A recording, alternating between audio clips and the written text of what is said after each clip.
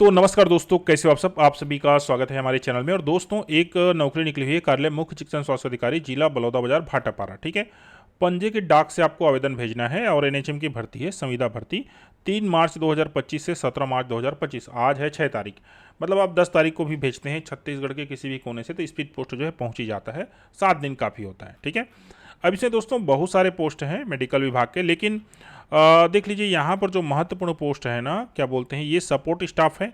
इसके एक पद है, लेकिन सबसे ज़्यादा पोस्ट इन दोनों में मेरे को लग रहा है। देख लीजिए, एलडीसी अर्थात कहना चाहिए सहायक ग्रेड 3 के, और क्लास 4 अर्थात एनएचएम भृत्य प्यून ले लीजिए। ठीक है, यहाँ पर 12,000 पेमेंट है सेक्रेटरियल असिस्टेंट के, और उसके बाद 10,000 पेमेंट है क्लास 4 के। बाकी सिक्योरिटी गार्ड है, अन्य के भी पोस्ट हैं, लेकिन ये ज़्यादा पोस्ट नहीं है। 8 और 9 पोस्ट उसी में है। कम्युनिटी हेल्थ ऑफिसर के यहाँ पर 11 पद हैं, लेकिन इसमें कई प्रकार की जो योग्यता जो है मांगी गई है। आप विज्ञापन को पढ़ सकते हैं। चलिए दोस्तों, इसमें क्या क्या आगे डिटेल्स है उसको हम देखते हैं। तो यहाँ पर आवेदन आप केवल रजिस्टर्ड स्पीड पोस्ट के माध्यम से ही भेज पाएंगे, एंड लास्ट डेट है 17 मार्च। अगर आपको 2 पद में आवेदन भरना है तो आपको जो है पृथक पृथक आवेदन जो है करना पड़ेगा। आवेदन करते समय लिफाफे के ऊपर ध्यान दीजिए ना, अपना नाम, पद नाम एवं कार्यक्रम का नाम स्पष्ट रूप से उल्लेख करना अनिवार्य होगा। इसका आवेदन फॉर्म कैसे भरें ये भी हमने बना लिया है, कल हो सकता है, इतने टाइम आपको मिल जाएगा। ठीक है, आवेदक द्वारा आवेदन पत्र में की गई समस्त प्रविष्टियां मूल दस्तावेज अनुसार ही होना चाहिए, मतलब जो भी डॉक्यूमेंट है उसके हिसाब से ही होना चाहिए। तो ये जूनियर सेक्रेटरी असिस्टेंट और जो क्लास 4 है उनके लिए 1:10 में अभ्यर्थियों को बुलाया जाएगा दस्तावेज सत्यापन के लिए, क्योंकि 8 और 9 पोस्ट हैं। ठीक है, आगे बढ़ते हैं। पात्रता की शर्तें। तो आवेदन पत्र जिले की विभागीय वेबसाइट से डाउनलोड करने के उपरांत आवश्यक प्रविष्टियां स्पष्ट अक्षरों में आवेदक द्वारा स्वयं पूर्ति कर प्रस्तुत किया जाना अनिवार्य होगा। तो ये आवेदन हम जो है वीडियो के डिस्क्रिप्शन में लगा देंगे। आवेदन पत्र में दिए गए सभी खानों को भली भांति देखकर सावधानीपूर्वक सही एवं पूर्ण जानकारी भरना चाहिए। दोस्तों, इसी जगह में बहुत सारे आवेदन जो है रिजेक्ट होते हैं। देखो, मान लीजिए कहना चाहिए किसी खाने में कुछ नहीं भराना है, तो आप उसको खाली छोड़ देते हो, दैट्स मिस्टेक। ठीक है, वहाँ पर निरंक भरिए या फिर इस प्रकार से ड्रेस लगाए। निरंक जो है सबसे इंपॉर्टेंट होता है, निरंक लिखिए वहाँ पर। अगर कहीं पर कुछ नहीं भरना है तो खाली नहीं छोड़ना है।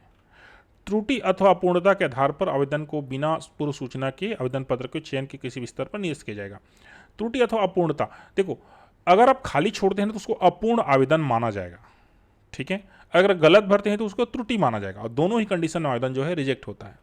आवेदन पत्र में इस निर्दिष्ट स्थान पर स्वयं का नवीनतम पासपोर्ट आकार का फोटो जो है राजपत्रित अधिकारी स्वयं के द्वारा सत्यापित कर चस्पा करना अनिवार्य होगा। वही साइन करना वाला बात है। आवेदन के साथ क्या क्या संलग्न करना है, देखिए जी, आवेदन पत्र है, सक्षम अधिकारी द्वारा जारी निवास प्रमाण पत्र, सक्षम अधिकारी द्वारा जारी जाति प्रमाण पत्र, रोजगार पंजीयन है, शैक्षणिक योग्यता के समस्त वर्षों की अंकसूची। बाय द वे, किसी पद की शैक्षिक योग्यता स्नातक है तो 3 साल का जब को अंकसूची जो है वो जमा करना पड़ेगा। अनुभव यदि है आपके पास, संबंधित डिग्री तथा काउंसिल के जीवित पंजीयन प्रमाण पत्र, पहचान पत्र। यहाँ पर अनुभव अनिवार्य नहीं, लेकिन अनुभव के आपको बोनस अंक जो है मिलते हैं एनएचएम भर्ती में। ठीक है, अस्थायी जाति प्रमाण पत्र अगर आप संलग्न करते हैं तो चयन होने के उपरांत आपको स्थायी वाला जमा करना पड़ेगा। यह नौकरी केवल छत्तीसगढ़ राज्य के मूल निवासियों के लिए ही है, तो आपको निवास प्रमाण पत्र डालना अनिवार्य होगा। आपको जिला रोजगार का जो रोजगार पंजीयन प्रमाण पत्र है वो भी डालना पड़ेगा, जो कि विज्ञापन की तिथि तक वैध होना अनिवार्य है।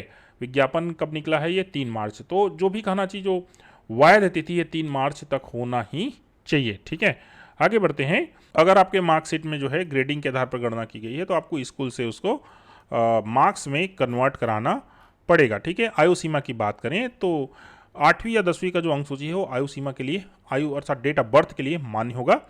चिकित्सकीय पदों हेतु नियमानुसार आयु जो है 1 जनवरी 2025 को 18 से 70 के बीच होना चाहिए। बाकी अन्य पद हैं उनके लिए दोस्तों 18 से 64 होना चाहिए। सिक्योरिटी गार्ड के लिए यहाँ पर 40 वर्ष बोला गया है, और सीएचओ के लिए यहाँ पर 21 से 40 वर्ष बोला गया है। यहाँ पर जो है आप पढ़ सकते हैं। ठीक है, आवेदन करने की तिथि तक आवेदक के समस्त दस्तावेज एवं प्रमाण पत्र जीवित वैध होना चाहिए, मतलब आपके हाथ में वो डॉक्यूमेंट होना चाहिए। अनुभव एवं अनापत्ति प्रमाण पत्र। तो अनुभव प्रमाण पत्र नियोक्ता द्वारा जारी केवल शासकीय अशासकीय, ठीक है, संस्था, उपक्रम, निगम, मंडल का ही मान्य किया जाएगा, प्राइवेट संस्था का मान्य नहीं किया जाएगा। ठीक है, शासकीय अर्थशासकीय विभाग के प्रतिवर्ष का अनुभव 2 अंक एवं अधिकतम 5 वर्ष हेतु 10 अंक प्रदान किया जाएगा। और एनएचएम में कार्यरत हैं तो प्रतिवर्ष के 3 अंक और अधिकतम 15 अंक दिया जाएगा। नर्सिंग ऑफिसर एवं स्टाफ नर्स पद हेतु जीएनएम नर्सिंग प्रशिक्षण प्राप्त मितानिन आवेदकों को 1 वर्ष का 4 अंक और अधिकतम 20 अंक दिया जाएगा। अगर आप कोविड टाइम में 6 महीना या अधिक कार्य किए हैं तो 10 अंक का बोनस यहाँ पर अलग से दिया जाएगा। अगर कई प्रकार के अनुभव आप प्रस्तुत करते हैं तो टोटल मिलाकर 15 अंक का लाभ आपको दिया जाएगा, उससे ज़्यादा नहीं। ठीक है। जूनियर सेक्रेटरी असिस्टेंट पद हेतु 12वीं कक्षा के प्राप्तांक का 65% एवं कंप्यूटर डिप्लोमा का 20% तथा अनुभव के अंकों को जोड़कर वरीयता दी जाएगी। जैसे कि 65 और 20 कितना हुआ 85, ठीक है, और 85 और 1500 मतलब 15 अंक का अनुभव है। क्लियर। ठीक है।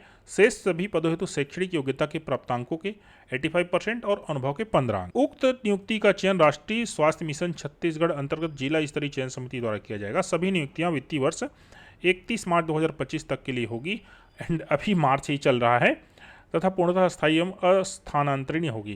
कहने के तात्पर्य इसमें स्थानांतरण नहीं होगा। और ये जो 31 मार्च 2025 बोला जा रहा है दोस्तों, ऐसा संविदा नौकरी में लिखा रहता है।